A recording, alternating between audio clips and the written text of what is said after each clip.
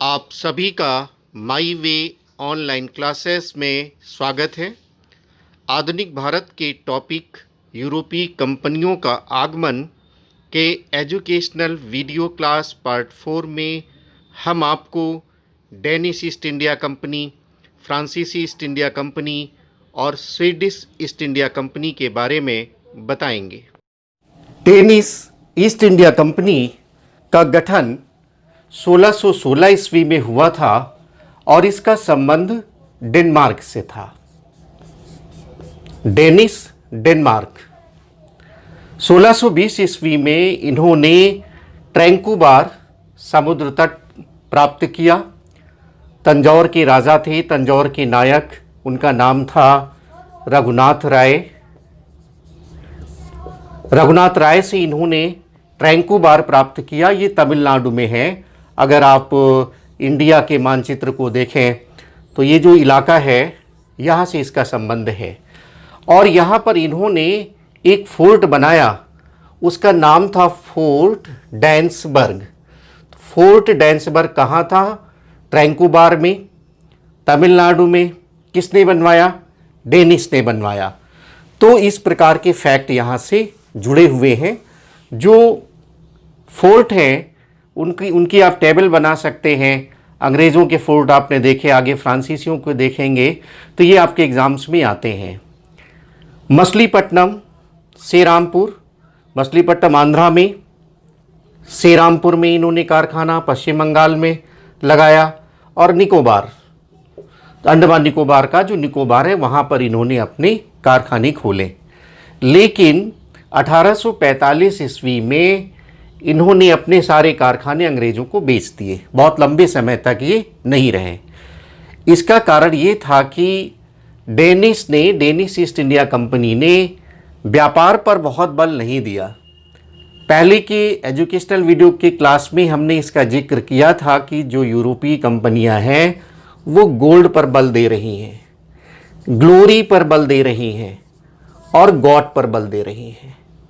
Danish east India company ने God पर बहुत बल दिया, गोल्ड पर उतना बल नहीं दिया। इन्होंने ईसाई धर्म के प्रचार प्रसार के लिए ज़्यादा कार्य किया, इसलिए ये प्रतिस्पर्धा में टिक नहीं पाए और 1845 ईस्वी में ये भारत से चले जाते हैं। इसके बाद जो सबसे ज़्यादा महत्वपूर्ण आपके लिए है वो है फ्रांसीसी ईस्ट इंडिया कंपनी। 1664 ईस्वी में स्थापित हुई थी। इसका वास्तविक नाम था कंपनी द इंद ओरिएंटाल। उस समय फ्रांस के शासक लुई 14वें थे। ये एक राजकीय कंपनी थी। जैसे ब्रिटिश में आपने देखा कि वो निजी कंपनी थी, लेकिन ये शाही कंपनी थी, राजकीय कंपनी थी।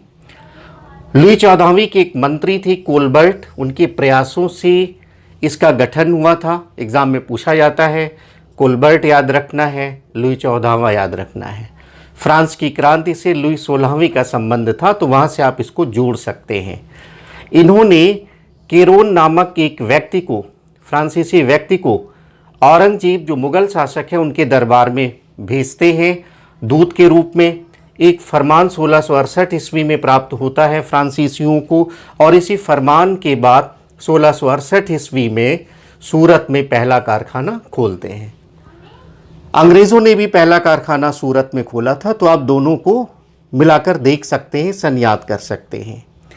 1669 ईस्वी में मछलीपट्टनम में दूसरा कारखाना, अंग्रेज़ों ने भी दक्षिण भारत में पहला और दूसरा कारखाना मछलीपट्टनम में खोला। तो दोनों तथ्यों को आप लिंक कर सकते हैं, याद करने में आसानी होती है। इसके बाद एक महत्वपूर्ण प्रकार का तथ्य है, 1672 ईस्वी में फ्रांसीसी एडमिरल हे ने सेंट थोम मेलापुर पर अधिकार किया। और ये किससे इन्होंने लिया?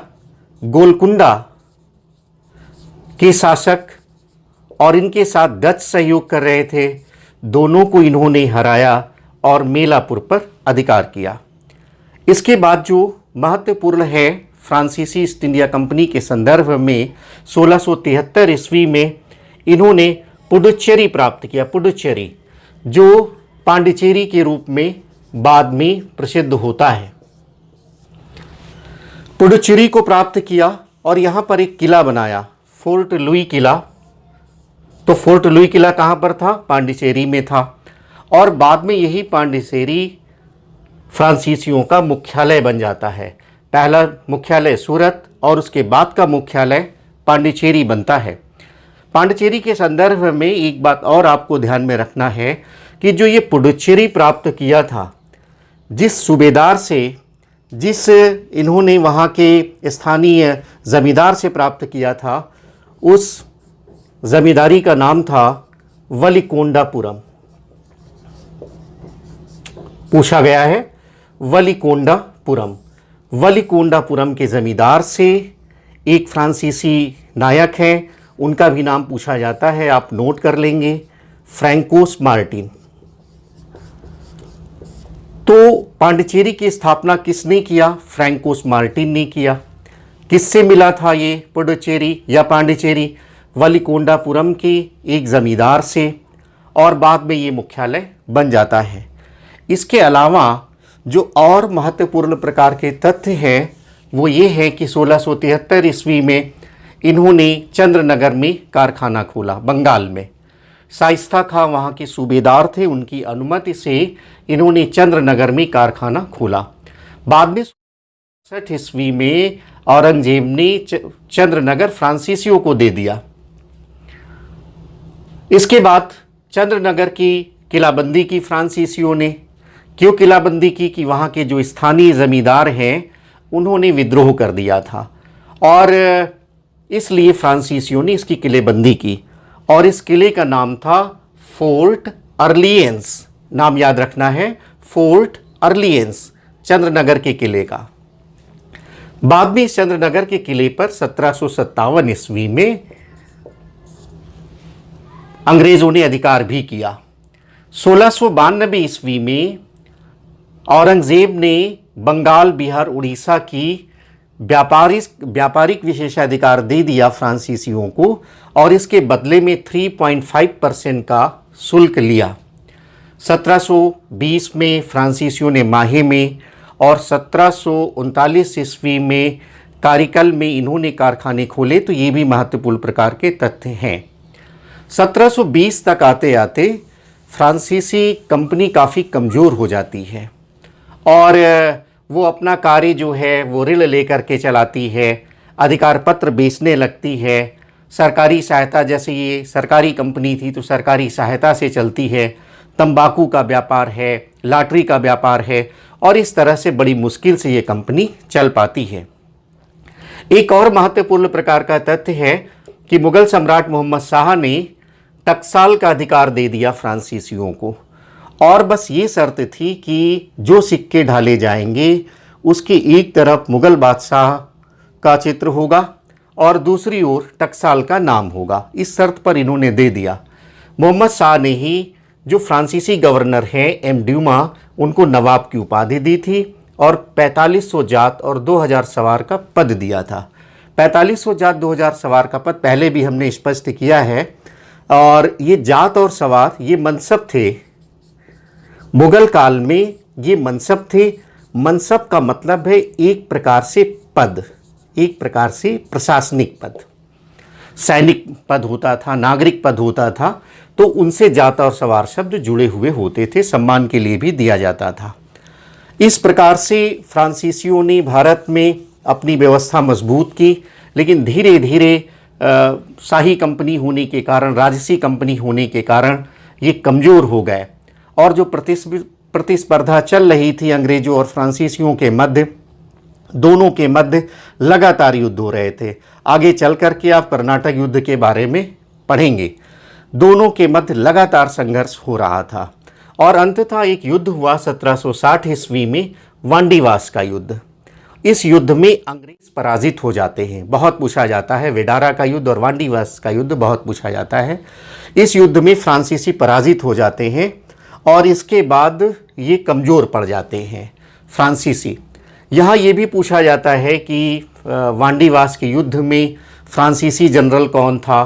तो जो फ्रांसीसी सेनापति थे वो लाली और बुसी थे। ये फ्रांसीसी जनरल थे, और जो अंग्रेज जनरल थे जो विजयी हुए उनका नाम आयरकूट था। बहुत बार ये वनडे एग्ज़ाम्स में सब पूछे गए हैं, तो ये नाम आप याद रखेंगे। तो इस प्रकार से आपने डेनिस देखा, आपने फ्रांसीसी कंपनी के बारे में देखा। एक कंपनी और जान लीजिए आप, बस उसका उल्लेख ही पर्याप्त है, वो Swedish east India company. Swedish east India company, इसका संबंध कहाँ से था? नाम से स्पष्ट है, स्वीडन से था। और इसकी जो स्थापना है वो 1731 ईस्वी में हुई थी। गोथेनबर्ग एक स्थान था, गोथेनबर्ग में इसकी स्थापना हुई थी। लेकिन स्वीडिश ईस्ट इंडिया कंपनी ने का जो ध्यान था वो चीन के साथ व्यापार पर था। भारत में इन्होंने व्यापार पर ध्यान नहीं दिया, तो इसके बारे में बहुत सारे तथ्य नहीं है। बस इसकी स्थापना कहाँ से, इसका संबंध है, गोथेनबर्ग में इसकी स्थापना हुई थी।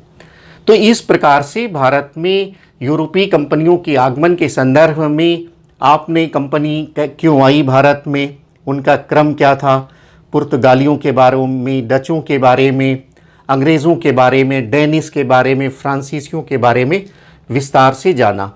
सारी बातों को आप एक नोट्स में नोट करेंगे और इनको याद करेंगे। उम्मीद करते हैं जितने भी एग्ज़ाम्स होते हैं इस टॉपिक से लगभग सभी प्रश्न आपको प्राप्त हो जाएंगे।